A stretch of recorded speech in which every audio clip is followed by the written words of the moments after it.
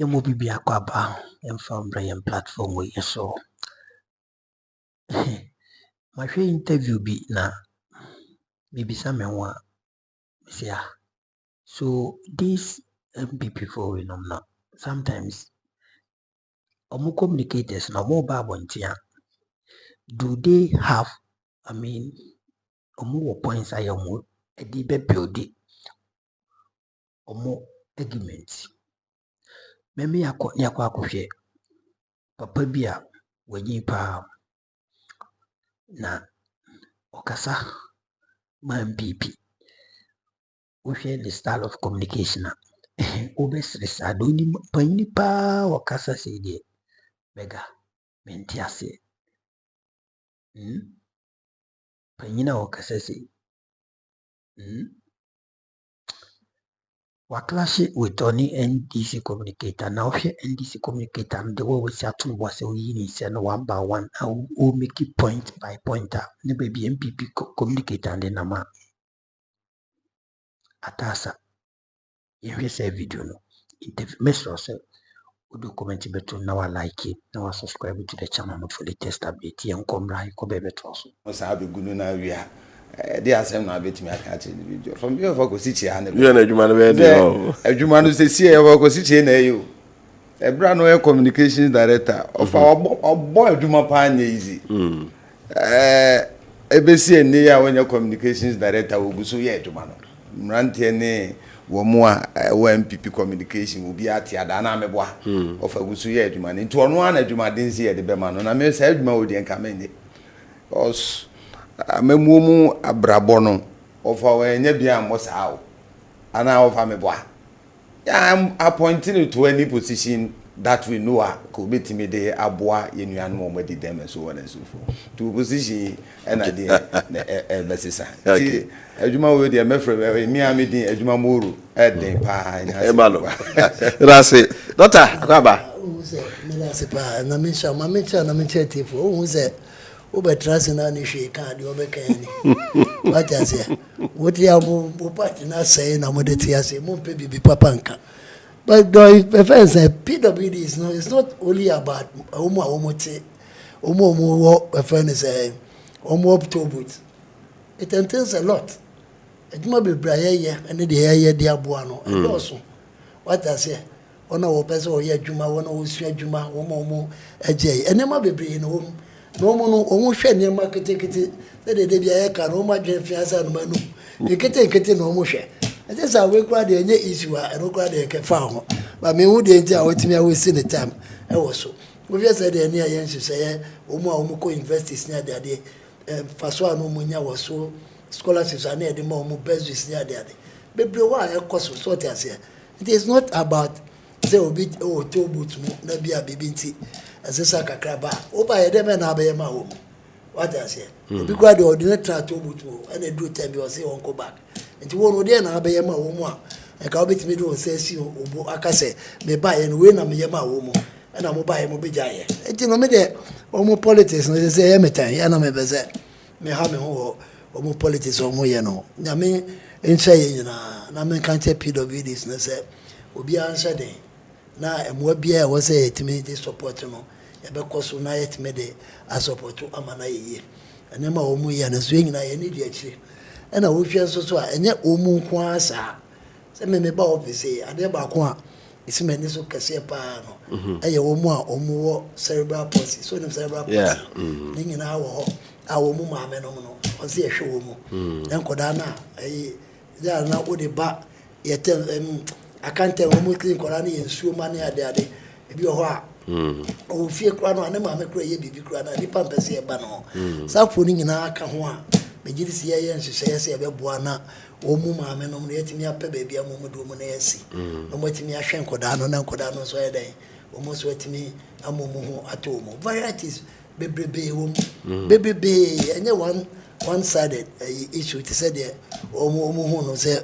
adeɛ baako ketekete benim sɛ adwuma no ɛwɔ sɛ adwuma yɛ den ansa na watimi ayɛ ɛyɛ normal adwuma bie no ɛyɛ one way sɛ woba ya na adwuma no mmra sɛ nkɛ yɛmfa ma wo sɛ adwuma no yɛ den na wankasa wotimi manova na de wo so yɛ bia no watimi ayɛ na district assemblies na so no emo wo so mu de bua no mo so atimi aye okay na say mo baby so of district assembly I think say tamale ho baby aye nothing really ho baby na district assembly fund na dey aba for PWDs no this year na yi or the ko yen fa wo se or the ko tamale omo de fa nkofo ko tamale aje videos no ha as obetimi amomatia or the ko tamale ani ade ama madam no wo local government committee in this one. Definitely, a very good woman. This should be the last time. Say PWD for sick and bar. Man, now. Sure. And then when you can be a coffee, say PWD for sick and a way then. Or cocoa fire. And immediately say, Juman or the independence of Dawson. What I say, a population as we speak, Grano. Wait me, I can say population, a walk. Even the register, we can talk about 1.6 to 1.8 million persons with disabilities are registered on the voters register. Okay. And, if you are helping them out, it's not about almost 100, but we have about 1.6 million people. Yes, 1.6 on the voters register. And munim dia wo kan wa mia wano na yakoyenim. Right. Merci. Mamenchia Bira in team Chumesi Kwekwe NTK. Former vice Ejoso. Also Mamuso hear that mobilization. Okay. NTK Mamenchia no na Mamenchia David and so. Free tamale na buy. David and so free by wa and a buy almost almost free tamale they are ding in Abeka home. Okay. MIA program. Right. Yencha will be an Merci. Moro Yensha say from the health front Apomudia Soye say kwara nurse fui koye ye kire ne nkasatwi ye ba mu achi no minister beka so obunya abotre na me adno November yi obi aketua akemu bosome du nyina ebeba na nye no nko a omo so omo wie school mu nya adwuma no abaye sa befa bebre so aka ho ene minority NPP brasha force say atro sika na ho dada ase mutu omoka nya afi na beka se cabinet ama approval na ade no kra no mu no mo seche na ka kire wo mo a kadu mo yesin say o meka obemu obi e afi na ya dwene mo ho a ye ba be ye sa ade no o kan say ofa mama na wase na menchia woni watie for no wahwefo ma gibre na omutie san so hwe at the same time my menchia is excellency John Dramani ma o China man edi my den papa bia wo bia mechia nya menka ho na o si Ghana expected first female president inshallah na on say Ghana yesisi emache ofa wuti asem ni ti say ye kan sa ho de metiase o ye kan sa but munkrofo na atie sim sisi no de waken obi antinsim yebuman aha obi antinsim ofa yebuman obi antinsim obi antinsim okay yenuanom na atie sim ti omo de na ehwo apaso a ye ka ho asem owa ma menchia yura Dr. Frank Amwako hine regional minister obo adwuma na menchia menua Penny Richard Buadi Ajeman aka Zuba ofanano me fa krum kakra krum ada ho pa o kanka bia no mo ye watch si o de ko kediti ahona tizeto no timo say that place is cleared na me sha no bia obia na ibin so call public accounts committee and wetimi ye free ho it was well confirmed Trem said the second ajimana the man no nyakwa na menka no ho na ontimi mo adwuma nkonkan ofa on say enu mo MPP fuyi politics no say amemu na yebu no ama omunhu ne omonkanti bibia no a ebeba omunhu ne se tokuru kakra bi da ho bia no na omodom ho aba abihim aba utie minority for asem omoka omo say omo ma financial clearance of ayenti asem ni yepa o na financial clearance na omo ma ye no na sika ne da ho dada of atie ni ye in any case minim financial clearance bia ya clear ana ya issue a ye di sika na to say ye di tu ana wo implement of atie asem ni yo yeah nti wo issue ye no wo su betimi aye den etua when tia mani be see December mo say expire of atie asem ni na ade a expire no why na also renew no ana ehia renewal December na time expire na omo ya to abeto enti ehia renewal na meboa na renewal what goes into that foto a aban foforo beto ye enema opeso be priorities and so on and so forth ana meboa owetumi aka se me ntoa so ana metoa so ana ofa meboa enti adwen papa wa aban yitrimu ene dwene odwene ne man ma ho nti wose financial clearance a wo say wo issue ya went me implement yi wo free ho wa mo adwuma se ne me offer kositie no wo kan no a friend say me aminu apani ayu afree no wo kan no wo say wo mo a ye ka mo ho asem workers ya o mo se omo issue financial clearance a omo antimi implement ya omo koyi omo busuafo to abetia omo na meboa no ye clear ho no ye papa so omo kire say ye fair nipa no ya mo financial clearance kire say ye bitime tu omo kan ene eto aba December ena ye lusu iti ka expire no once abaji atum say ya fa ye bitime tu ya no ka say abai renew na just free January ko ni nyina omatimi ayeden enyo marketia na offer omo issue financial clearance what stop them from paying or implementing it say na omo afi ni aform ti o say we almost 10 months o offer they started from December na ti say ameto on payment na ameto offer ti asem ni why issue financial clearance December ye to aba na issue financial clearance wo fa ni ti asem ni we ye wo budget aben ni budget o ye a precede year no meboa so mo ye 3 months budget exactly nti wanya budget say what they funk of we ti asem ni yo so mo kan budget asem kan me kan the devil is always in the detail okay what can be see say ye ba ye nye budget emfa we enhyem nti entimi mfa ade no emmo ye ho asafo hene say ne ana meboa na omo budget omo ye ne time be in any case omo be free aban mu no offer omo budget no omo ye no sa financial clearance omo kan ho asem na wo mu ana na papa ya no o kan na nyam ho so ne die ni because for no you Ghana for dodo na nshadam for the serious over na won kai mre bi na sem bi obeka ye during the heat of the elections ani ekomu 2024 say galamsey no omo aban na wo so obeti asem ni yo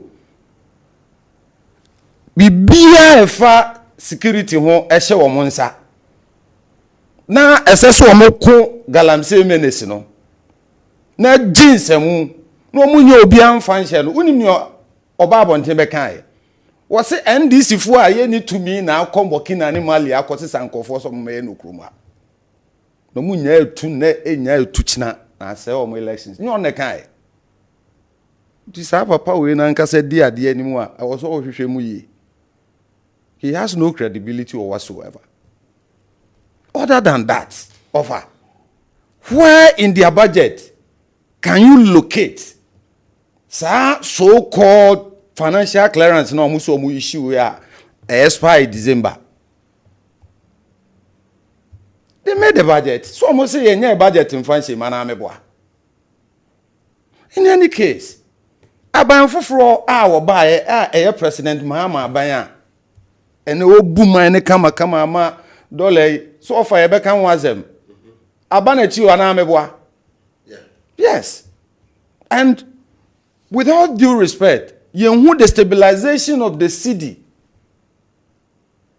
under any regime in this fourth republic to send yehu no sisi of ebi o wa obi nkama minti say you bet 2 cedi and $1 what the sisan cedi na 14.77 na ye ba ye eso tu ya bedru 10 na e cost room po entimi anu 14 na ne ewo 11 over asema Ghana for can say amemu okoso come nti o say nka the cost of living eba from ana meboa that is what we are talking about nti aban dwene anasefo a mo no mantimi anya budget time fasika bia nhema mo say emfa mo na just issuing of financial clearance enti o sanka mo kra mo twen na mu sa ben ya waba fufuro ya waba renew ade no amongst all priorities because as we speak offer onim say people with disability mo ko tertiary aban yi tu o school fees free mebo a me offer ko si chese ya anya hwe na ye nye hwe so and so on and so forth na wo keka nyina wofa wantimi anka de fufuro bia e fato butu o mudo on kotena mo san eje adwuma de furo mo so mo antwi o mo ka and so on and so forth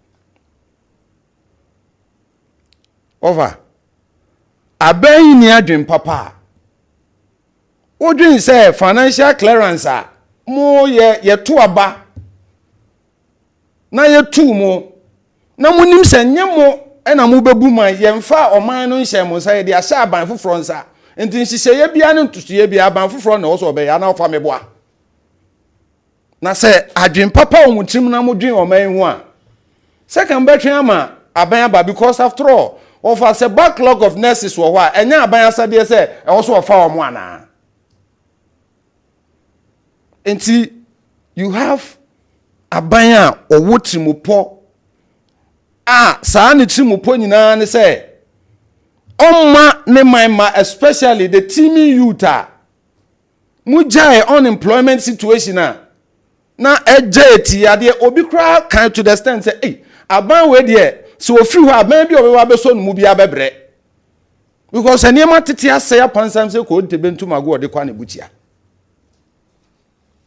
na se na aban foforo aba district assemblies common fund ofati asem ni ye pa it was in arrears for almost 4 quarters getting to 5 quarters and then you are talking about just a quarter and entry no kra nya ndruye free SHS here na ye can review almost say ye review na ye can no means cancellation no offer ye ba say ato aso ana meboa am ya trema me the private schools asan be kan when so on and so forth eniema na nkoye wo mu adidie firi na you have seen how aban atoto niema akonanim nti e tell say we are not leaving any person or ye Ghana ni behind in terms of aban adwumadi awodie nti mu so called financial clearance amo ankasa mo budget pie wo mu no mo senka wo senka renew no granted says sasa na tie kra na so offer na ye renew what is wrong with that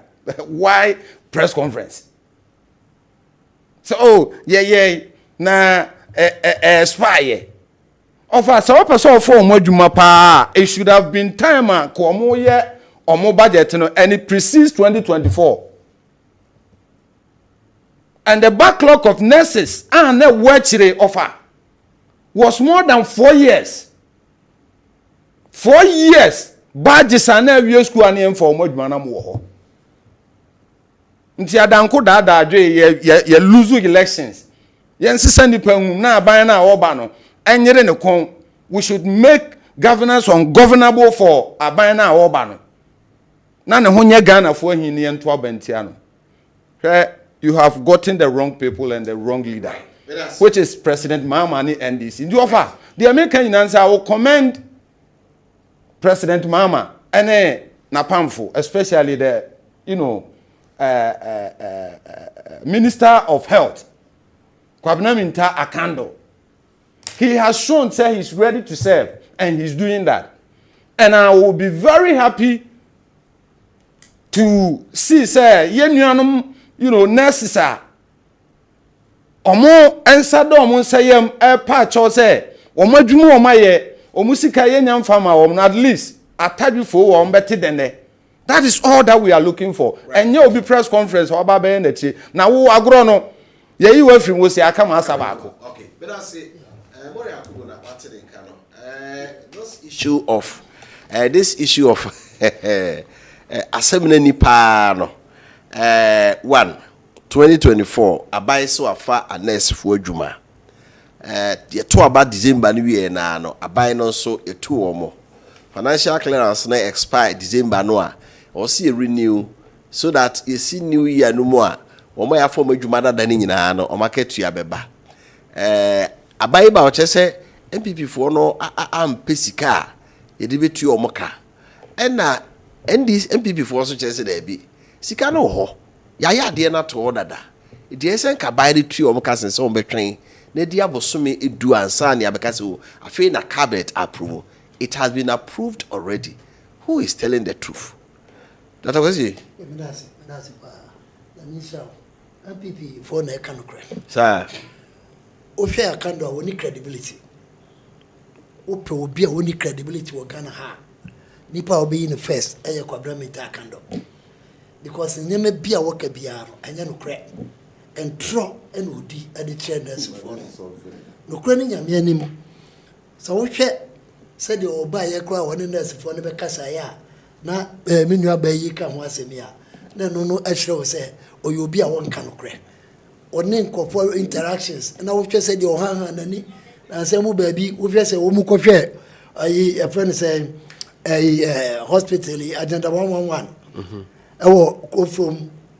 For group by Obabe kind na 100 million deben ni na obwa entro kwa no na mawodi e de check Ghana for hospital na mpakura nim wo ba kwhwe na mpasim dan wo prefect we dey so no na brabo wo de bebo ye no anu no ma yan kan ye fancy sudua say omu clearance no omu nya no July 17 July 2024 okay I am clearance. You more clearance now. And yes, I know Pana, you more clearance now. And I will say a Jumasi. Minister of Health of one Besha say, mobile recruitment, nominate the interviews, not the baby, and Sana, ya post to a more say, Aquacoye, a Juma. And the say no, I made it say, I was moving to me, yet to me, a Juma. But can't you think of it?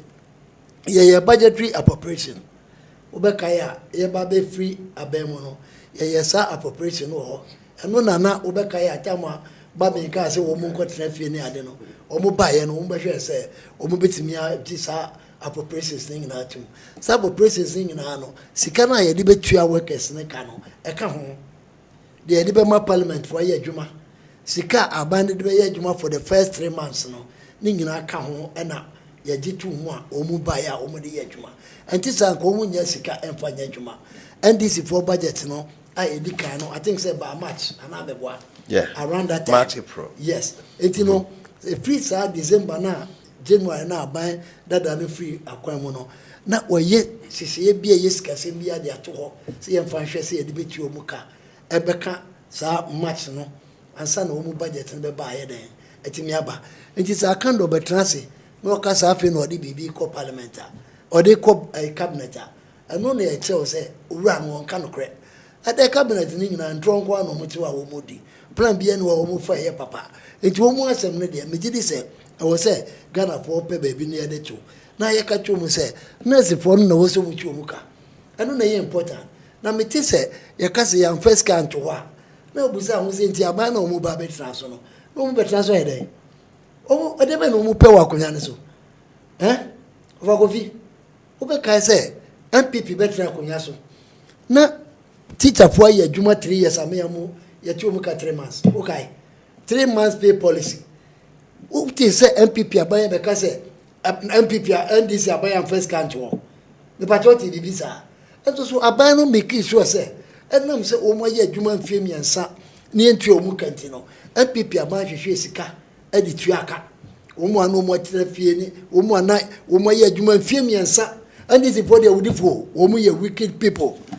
How so bet me am obi aye adwuma 3 years 3 good years no one manisika what you are 3 months mo ene mo nya hode amoti okra biem ano kasa omo ho ani wu they should be the people to talk NPP buy our chance say wo tua sankofo ne ka no what is say NPP ababonten and NDC and first country and they ye tua bibi bia na ye sika bia na tua omo anu mo ye necessary no mo free 2012 NPP aban ene be fa omo adwuma NPP aban na be fa omo ene omo ye adwuma saa koka tama di free akonya so enti waba na se wo ba be ye adwuma no atwe se na se no betu omo ka wo be ka je se NPP aban no am first country enti nka yam pages can to confess mu na de ahye dro mu se bra na be yi wo yi ya na de akwa twetwa ka mo discover na mo di ja yesi afantua 3 years ka no discover na mo di to of akofi me busa sika bɛn na wote sɛ wɔn de to hɔ sɛ NPP for mo ba mo mɛfa na mo fa ntua wɔn yɛ adwuma 3 years ɛma wɔn 3 months aketua wɔn nyɛ serious people de bia meka wɔn asɛm what I say eti tell me who say wɔn na ayi Ghana Health Service for wɔn twɛ letter bi sɛ lady no na mente sɛ awo na tete na miti kra tete ɛyɛ na bufu mo be gina mo de ama mo nurses no mo kwa kokuri obi a wono wa ye adwuma 10 months a onyi aketua no wo kwa kokuri ne sɛ wakoka bibia tia ayi akando ekuro bi so kra nko mo de bo na babu no ekuro bi so nko mbe papa na ni so kra mana afiri ho obi a ye ntua ne kabusu ni du oyo oba tito mai hu niam ne ade na 10 months wo man sika no wo kasa wo kwa ko toilet ase onipa no aye fen say wakasa tia minister na minister no wa de wo betra so bosu me edu no waji ni pay every month bia woje na office en kage no omo ko omo jia wono nya den obi teacher for no so blind teachers blind teachers omo 10 months mun tuo muka omu kwa kan wose waka bibi de tia a minister na minister wo ye minister o mpese wo te sanse mu ya de na wose oye oba ne kasa no ka bibi se mu susu se nka ye ba ye no mu ntimi ntwe ka e ka mu ntimi ka te se no mutam nyanso ntimi trafie ba wo ntimi nkofo obi enfri efani se enfri walwale enfani nkosahwi wo de ne kwato sahwi wo wakọ haidan one ne ma na bosumi du ntwa ne ka no ka wo so wakasa tia ade bia eye circumstance ayi se bibiti se demonstration ni ade enkofo kan se ma tin say kwa na me boa people say worse things than this when on credit so munya na tufobo what I say and some wo mu ko demonstration no mu keke bi ni o mu ye galamse enwo demonstration e wo 37 no ye sisi kwa nyina say enipa kwa mo mu nko it will be register the frustration e dey achew as a minister ukura na wose nka wo man ye odese nkofo no beka we achew no apo mu chew no mu gina wona wo mu kase wo mu sika maye no na ogina wona upeja wonsa yo na upeja wonsa na wonsa yaka je wonsa wo ye ayi ye fan say wo ye wo so ye de wo ye ko say de ko ka lewe na ha wo na wo say de ne ko iko school na wo hwe o was problems when you now for 10 good months.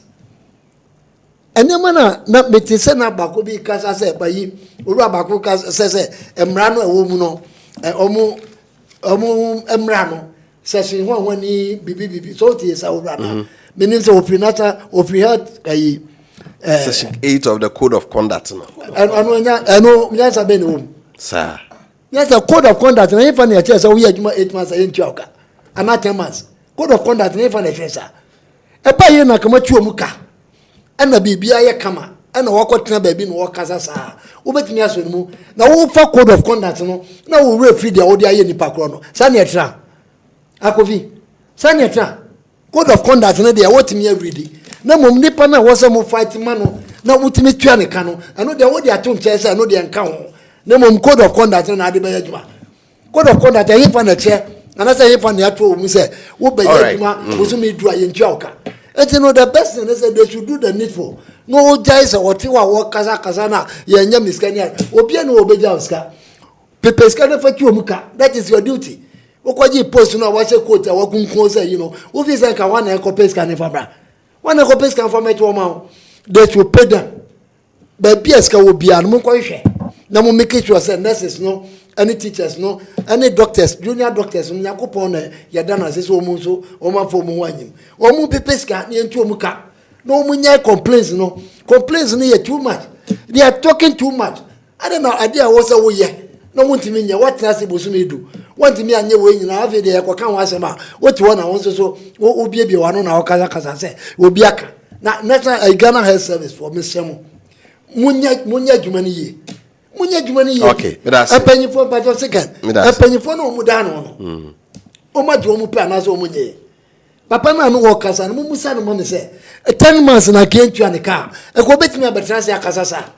Ana so mu penny for no wo nyina no engineers doctors ne penny for no. Bu so mu say 10 months no munyi pay a. E ko betimi ai o ma age petrol ne fuel allowance na de nyina. Waje na koda kecho we kasa wo be ka che say wakasa de tia o na be so ye Moro omunya de omuye no anya fe offer anya etai kra me offer ko si che say issue financial clearance in July 2024 and expire December ye de omo ka 10 months offer ti asem ni o ye issue financial clearance what it means is say you bit me afọ moduma and this near file omo exactly nti ye file omo na expire December no na mo renew ya ka January bia na o market ya ye file omo July ana me boa na form July ya form July December processes no na ekọ ya ba bedru December yes which means say ono kra wa confirm me which means say no money nesika bia so na omo for moduma na ya za say ya clearing date say be capture our next budget me say omo budget it is the budget omo budget no omo de wa ban ma ye beto aba bibia etimisi ye beto aba aban etimi dane se ne aban adane nti wo budget a ye de kwa akoto aba e betimi aba se wo mabio e precede sa year no meboa dabi no o ye be December now why ye appropriation after see at aba na ye that is in after election offer me say now cater for January, February, March. Exactly. Yes. It preceded the year. It preceded the year. Yeah, if it's not election year, then it goes after the year. Exactly.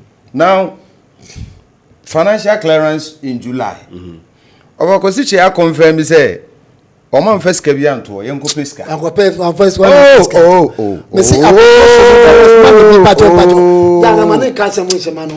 The appropriation no and making provision for all workers. Work a piano or work on can you try to discuss what they are candle. I said, quote, I will bunimono, Kawan and go Pesca and family to Oboka. Or no, I can say, will be over. I see a Pesca when I make a channel. No, for Cossi Eii NPP for Bayan Mokoyan. I don't pony a womb with me be mother. Down. Oh, now Sanabim Bonia. Wouldn't prefer says he can be anybody but you Oboka. Now, ye betwaba.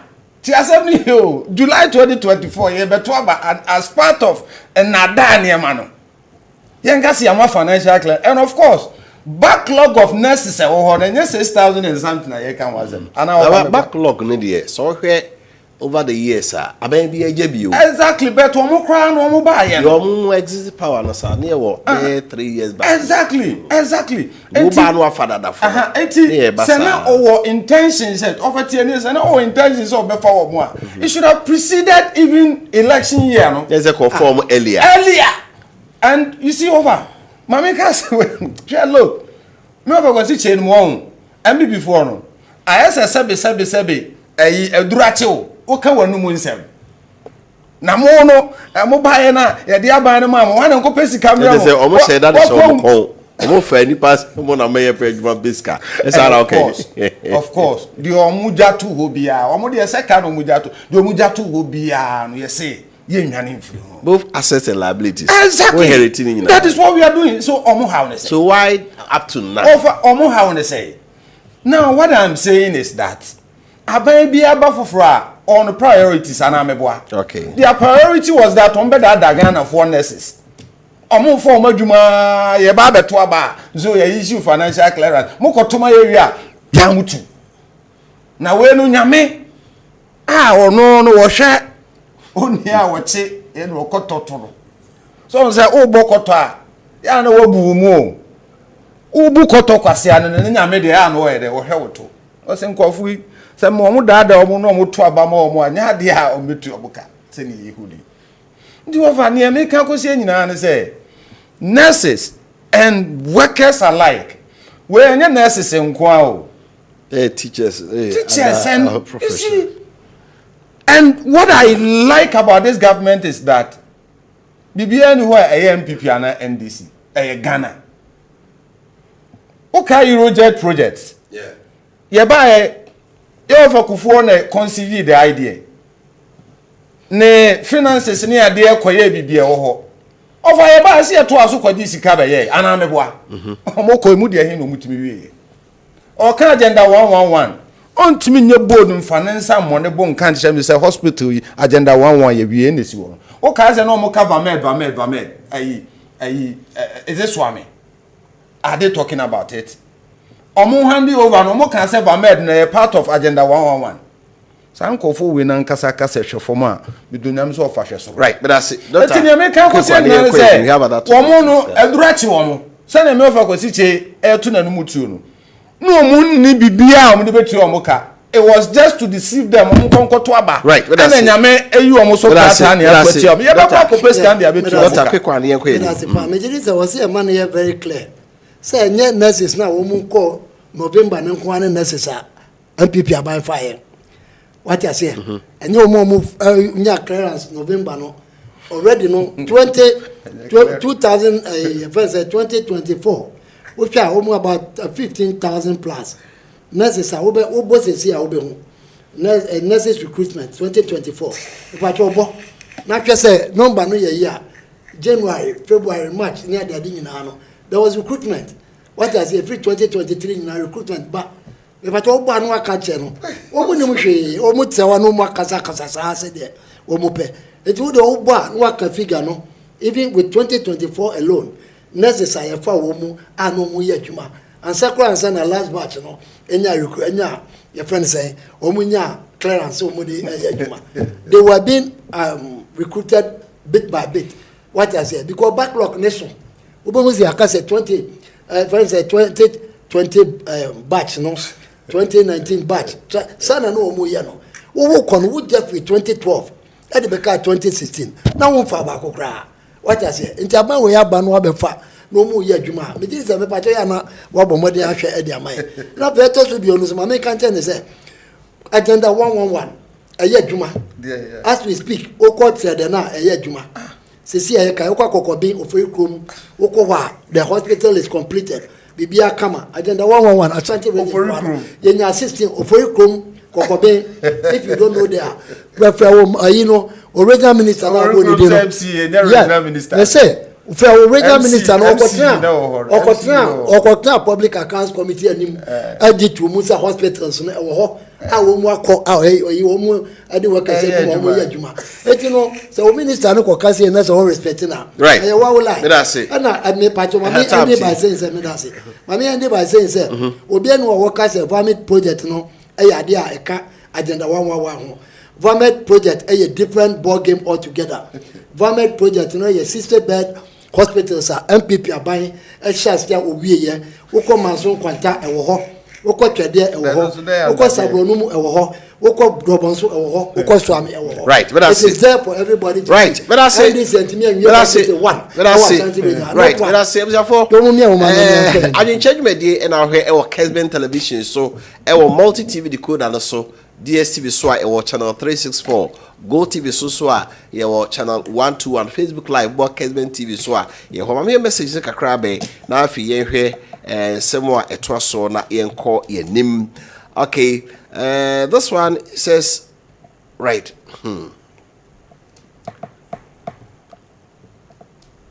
Also, good evening, honorable hosts. I wish to suggest the government to ensure incentives in the private job sector to ensure that private workers like teachers, nurses, and other Ghanaians suffering from low salary in the private sector can stay and manage in the private sector. Otherwise, the government alone can never provide the millions of jobs. I'm watching you live from Takrade. Okay, Chairman. Yeah, got here for some could you black one in some more kind or say NPP are no, they left a mess. The NDC for by near man changing or more tentinamasi Ghana, a see a quampa, take a listen.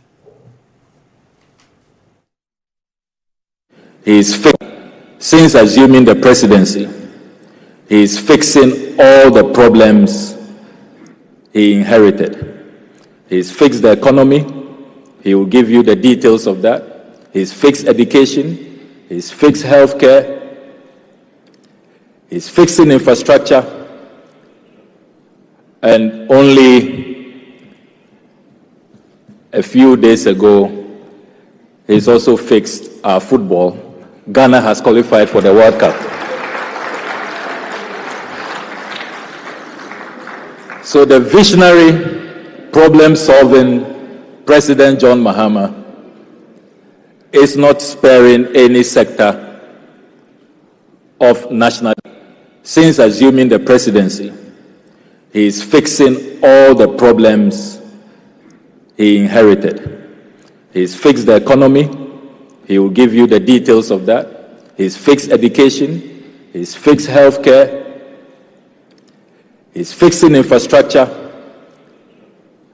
And only a few days ago, he's also fixed our football.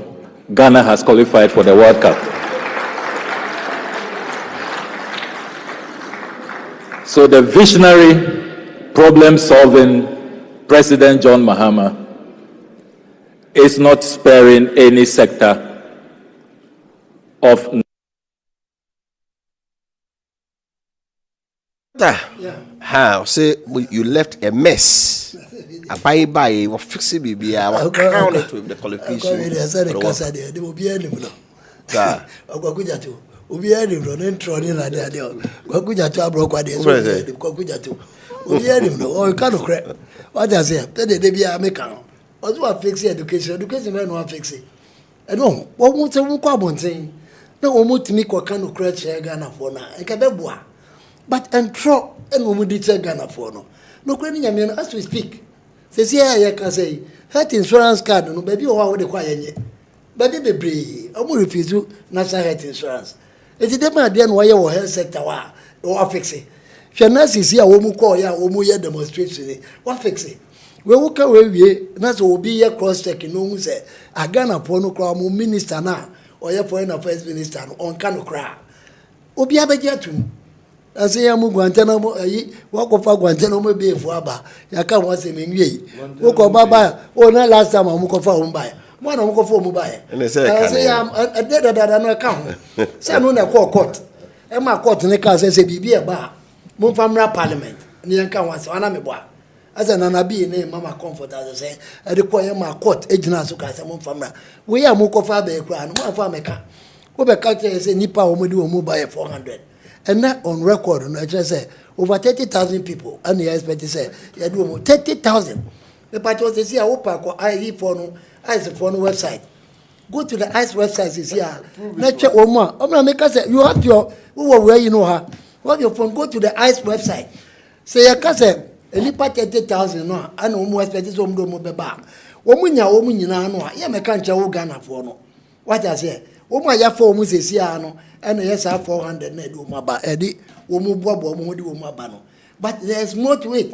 Enti mo yan say ananka ebeboa say mo beye provision na timi aboa offer coffee me so ya no wako ICE website no e dey am na fe watwe omo aye expect so mo be bagana enu achi ya say am ya ni amre kra no a enka owura bia omu Salvador ni ya nka omu de ne bai criminal pa na ko kuja ti ko na ba Ghana na me ka say now visa nyan krata omu ko say krata omu ko say ni say tell America for ni ka say omu de 3 years but 3 months no what I say your visa application 3 years to 3 months no anu no omu de ko swap sa a friend say prisoner exchange we anu no omu de kokko ye what the make na say anti say anka nya de anka ikro bia no obaji atum say mo fa nkofo mra ye mo fa criminals me no obi o Nigeria yeah, the neighbor pray no Nigeria na twam a ebeduru Ghana ase eti no meji di say okuja to there the least said about him no the better healthcare and subway education enye infrastructure ben wo ba wa ye sonko kra say wa solve infrastructure problem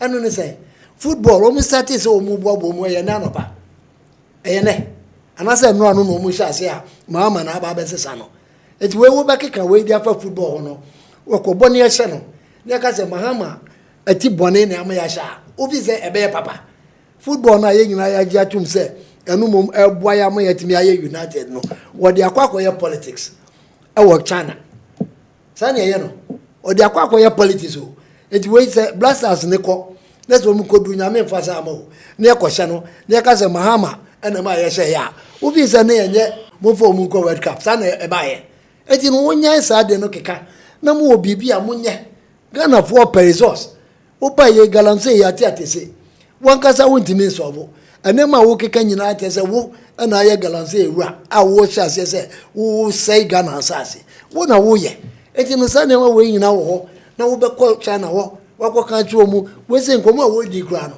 na was saying ka womu a womu ye Ghanaians na womu ho no wo be appeal to them how best they can come back home and as womu di womu jeti be ba na enyuma a osusu say e ba Ghana no womu fo womu mehiem na de ne yede etimi ye kese emu na wo be ka say first foreign affairs minister juna be bi kasa ba wo go ye concert we it say for one night concert we ya na be say o kan say enye ho nkwa ne wo ene ye ka say no internet na ko be bia babia wo wiase bia no internet na ko ena nema wo kan nyina so no internet no babia obeko bia obi ehu etu be ke kasa asemu na obia cheke no cross cheke na wasema wo kan nya no kra na obia be kase mo nipa no onka no kra what I say ena me resign nya o ya de kai nya ma we ena o ka say so aban ne ba na say ni nipa yi aban ne ko jeta o be resign enya ono de kai the same person that you ono aso na ko ha jet no ma na je mba ye o ya na ko tueska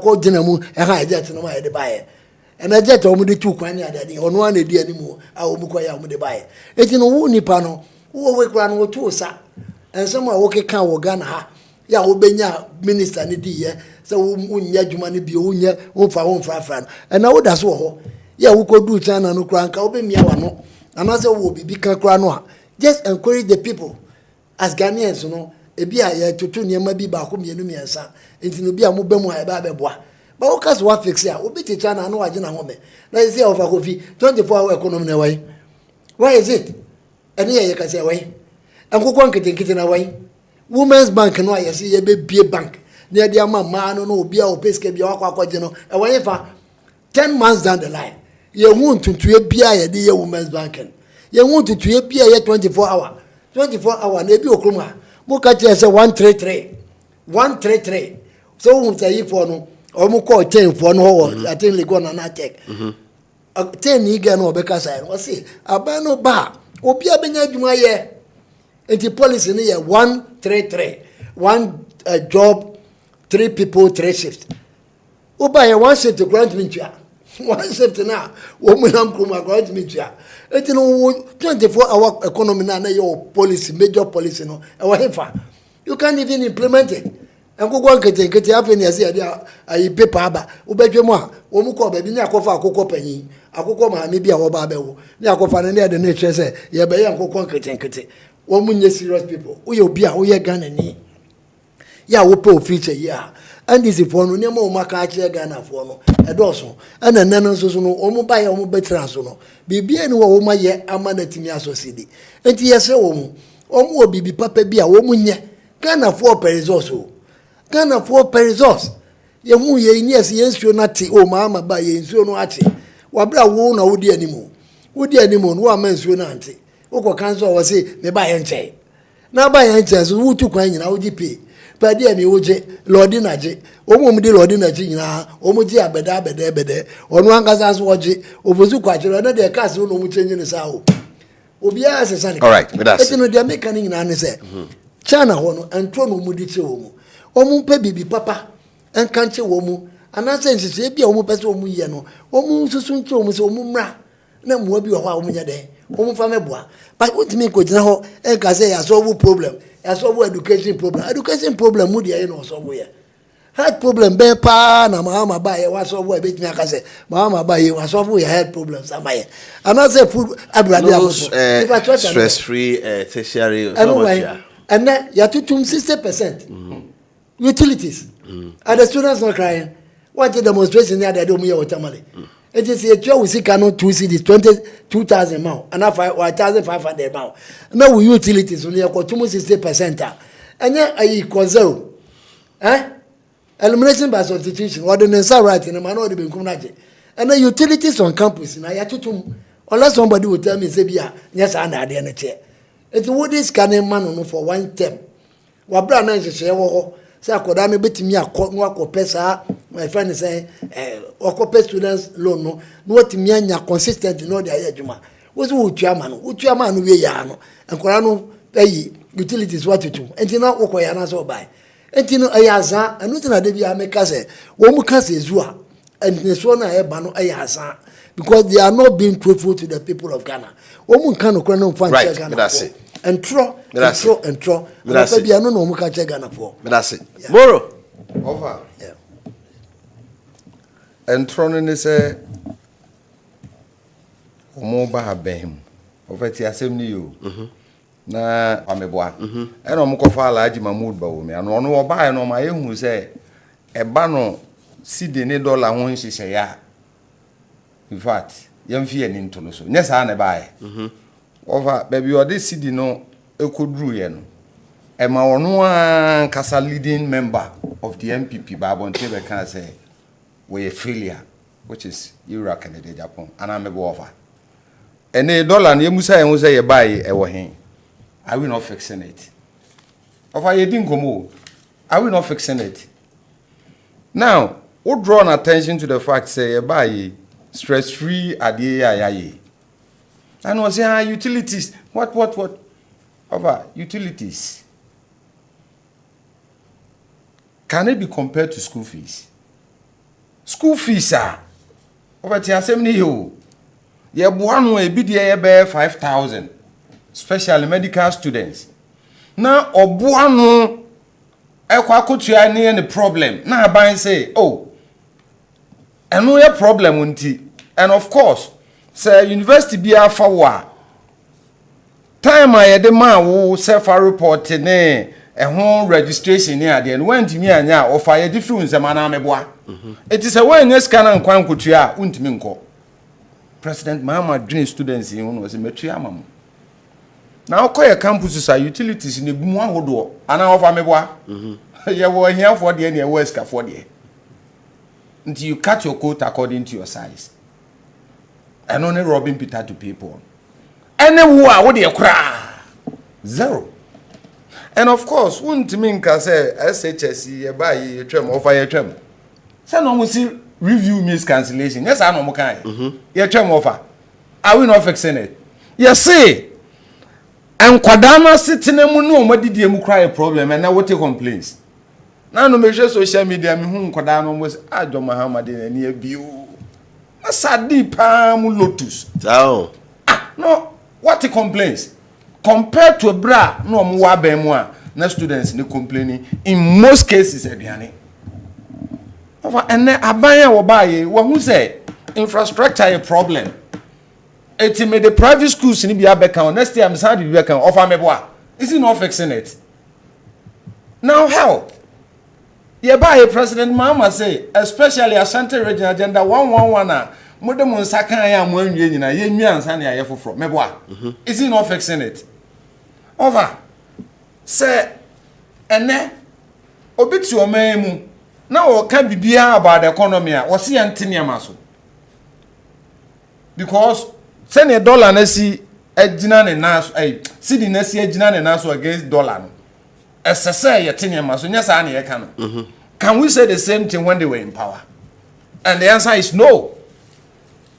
The new of our city, Yara, Okuja to a black or crowd or Kamunketwa. Now, I district Assembly's Common Fund. Now we're in arrears for almost 5 quarters. Abai, is he not fixing it? See at the Yampun to Nimo. Now we are a public accounts committee. After Yara, a Zuba, a man who call it. Adiana a perennial problem. He has been able to, deal with it less than 6 months. I will not fix sentence. Over. Here, Abayiniama warrior. And of course, the only thing they can say, Galamsey. Now, so Omuntimin Galamsey because when they were in power, it was worse. One time they can say, yeah, Freddy be what is it? Is it security? State of emergency. I know what time you can state of emergency as him. Declare. Exactly. Why? Why? Because now jinsem. Until you inherit the idea no abra na jinsem. No was say no, what it is say no. And I see a man here, and no one about me can watch him. Quite apart from another, and of course, one of for some baby. Over the Biana Meka. The moment NPP for share them. I can say forest reserve, underline the word reserve. You be remote kwako to from a good year no. And I'm who say yen show no be say more. Now you have the balls. Look at pot calling kettle say it is black. You have the balls to say so be by you should not worse. Meanwhile, it was worse at your timer. A man Ghana for Gina so can say, look, call for state of emergency. License regime abaya will lose power. What me issue licenses over 100. Abaya ba ebusa say licenses ba kumpo ya issue. Enti wanya sabi bibi amwase a enya monokro no. Mo na mo pese aban no animu gu ase. Na munya tumi die no. O some ye no kwan pass over. Wood villager Akufo-Addo time and our president Akufo-Addo time no mutua 3 cedi 50 pesos no and now mutua 3 cedi. One more na free Wood village. Eba Chrome na 6 cedi no and now 5 cedi. Nti what are you talking about? Are we not fixing it? We are fixing it. Ah, na cedi etimi agina ne na so 9 months. This stabilization on say cedi esa bebe gina ne na so omoye din. It tells you the kind of work being led by His Excellency John Dramani Mahama put in. Now football. Of another can no say can say one started and ya na mo qualify. Ampa ye buy and ye the name gu akwan so. And abai I stand to be corrected though. Offer ya ba bebo matches almost 5 and now 5. And offer me boa. Nini na yahu. Yeah, no, so football qualification abai campaign. Oh, she. Over. Say ene. Panye to form. Na say wo Ghana ni na ya NPP for be blame and this. Me boa de catch them. Offer some me boa de catch them. And this panye anwo obi nan ama asem ansi. Na mom obi ani agea. Wo dwen say ye mfa tu no. Na wo dwen say ba akwa. Ena offer kan wo say amakwa. Mo de niema gu akwan so NDC aban de niema gu akwan so. Ana mo tutum look local league na no ye bae yetime secure sponsorship ama club bia 1 million Ghana cedis what they share in preparation ase and that result no ye nya local goalkeeper what them mama Black Stars of ameboa okay but that's achievement ketwa but that's it na sa two no ye mfa nkoma wan but that's it ye be die 2 de bia be samba eno de be samba fa ye 2 no enkomo obia ye be de edru mo so na 2 no be on man no aje ni yakoye ni it's as simple as that. That's it. Good. I just can make dollar no can what's it dollar 10 as 11. Dollar 12 cedis in bank. Oh, and from and this is for they are not there. They are not make was it. What's it dollar 11 stable. What's it 11 but dollar no stable. 12 plus. Figure. And yes, figures ranging. Was it 11, 12? Oh, please. And I may say, I may say, oh, German. You have found 4 cities, 77 pesos. Now, it has never crossed that 4 cities. 14. So, it has never crossed that 14 cities. A monumental, stabilization. Right, but that is what I'm trying to say. That clarification. Yeah, partner what can I say? Paper nation no na 12. How come Botiwa? It is the Botiwa. 14. Oba kaka. It is an agreement. And the issue say ya baba to galamsey me dey ina me dey slide bi asend o kakra bi. It's a galamsey. Worst time of galamsey 2010. Mahama efri so no na wa take committee. Ya ono no asi wo mu hwe se galamsey no ya beko se be ya etu obetwa. So we check 20 we check let me see. We check 2015. 2015 the report is here. Was the most angered by harmful effects of galamsey. We no 20 July 2011. And no crowd there that is a say crowd. A say crowd bibia ntimi enye adwuma e wo so ma no enye ye.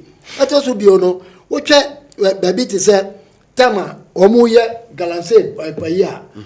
We check 2016 2014 tama Kofi Adams oba ya bonti beka say galamsey no omuntimi enko bio my friend say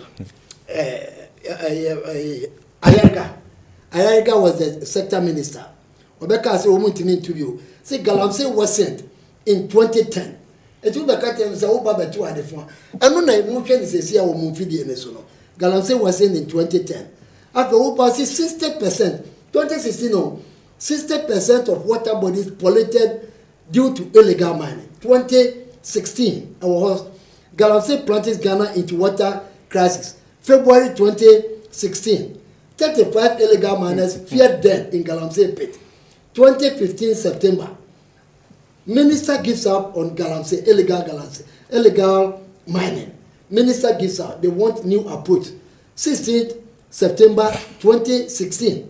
When we did one share say, Yapa Kotrabano, and when we did, and nothing I said to another buyer. What I say, I was within the presidency at Tuso. Mobayeno, Mobaba say, Adiano crowd, amen. What you said, you're pennyphoning in a car. Galamsey, no, I wasn't under your care. Andamu asai ese bibia obisa wo msi afre ne yakoye dialogue okoye dialogue ne say ye wo ka ye mo say ye mo ye economic forum mo ye we ni nyina no afanfa so obi ama ene the worst time in Ghana's history Galamsey aba no ay under John Dramani Mahama. The worst time in Ghana history Galamsey ba ye ay Mahama 2016 eti dem ade na obeso oka e de Ghana for mo me ani na ho na the issue of forest reserve mo ankasa Akutinga Ayini. Onu na ya chairman.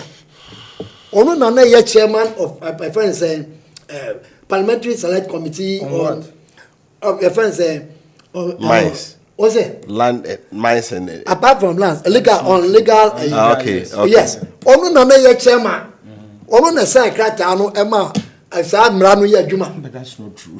Oh yes, he was the chairman of the committee. You're ranking member now. Ranking member. Please, only the worker. About legal friends and legal issues now.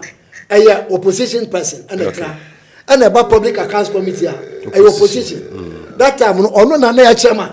Check the records.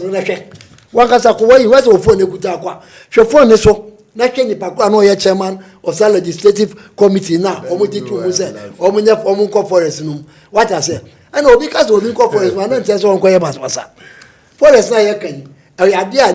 Yes, so that is it. Say nana say you say whoever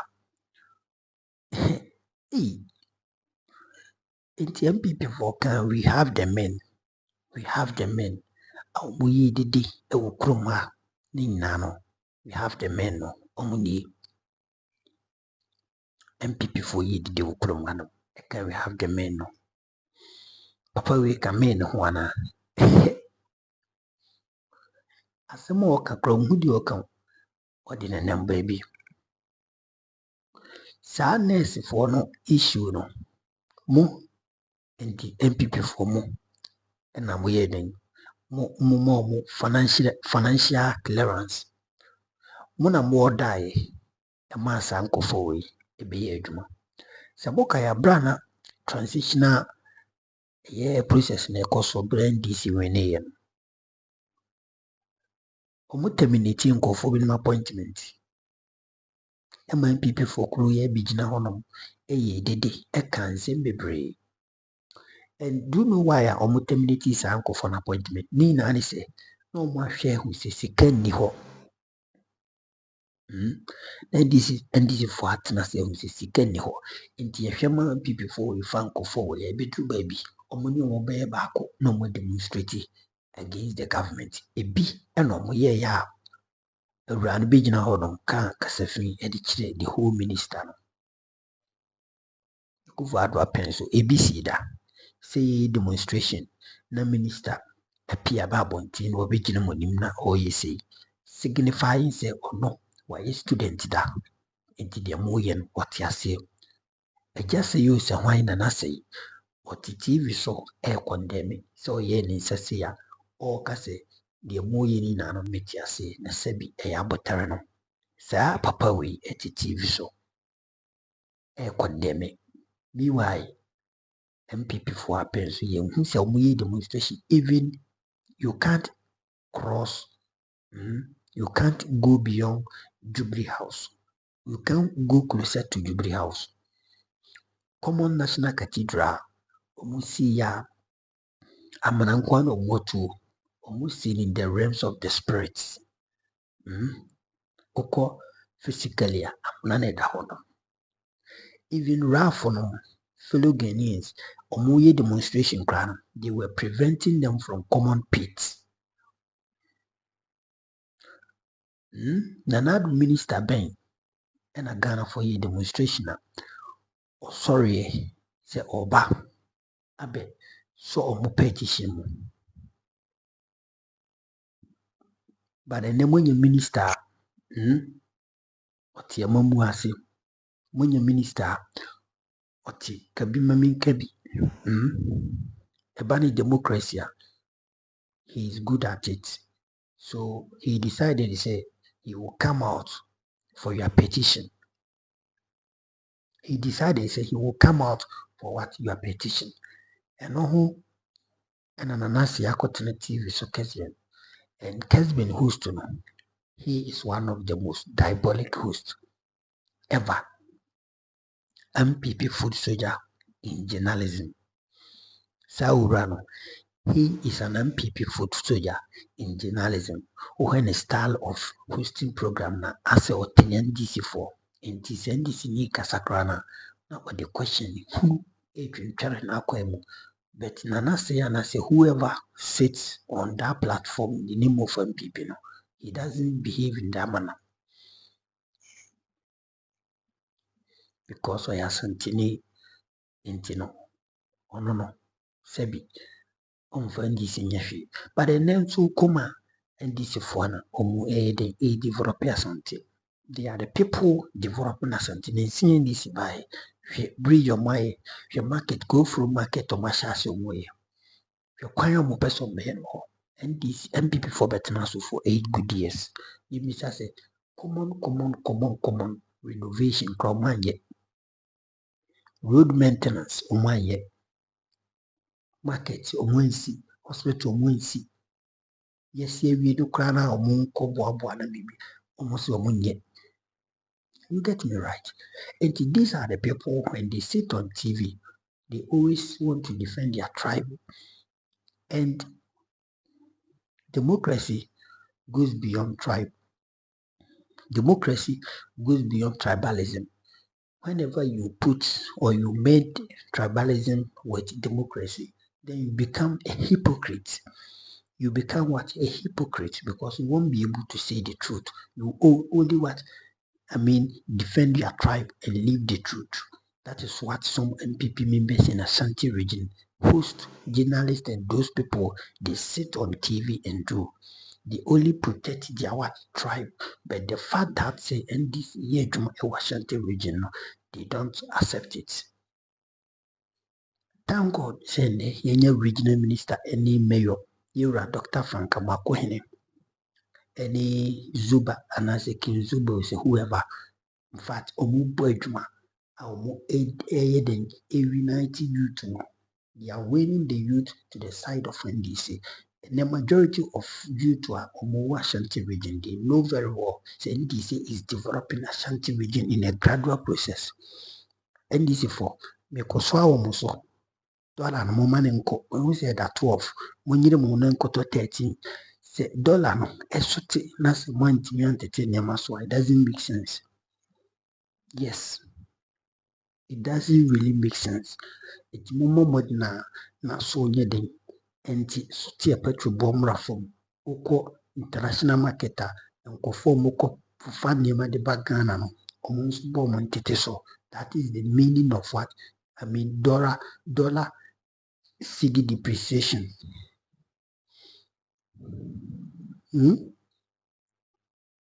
NDC for me so ejina mo so mo dollar nkoto 13 because some of us mugu yejuma.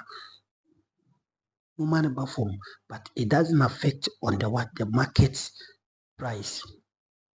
A form take for cosmetic, but oko ubi or the dollar cotton yama hona catcher so dollar no swati in it neman so be catcher so $5 so tea. Be wide, nay no corridor. It is a better 13, na say yes standard, and I say better 14 the may unco. A horse a basa no MPP for the Neko basa yen penisa, but at least end between 13 to 12. Na ubia nye day and how to manage it. But the coin even tenor, you are what? Collapsing businesses. I'm telling you, that is the truth. NPP for now, Ashanti region communicators now. So money if you can on TV so because anytime any day Ghanaians hear your voices, they become angry. Ghanaians become angry because you don't speak sense. You have been always speaking trash whenever you're making analysis. This government is only 10 months old, but you're behaving as if say more. You know, NDC for 8 years now. Why would you behave in such a manner? So why you comment section man may you na ko na platform negative na ko pon ko so a bye bye.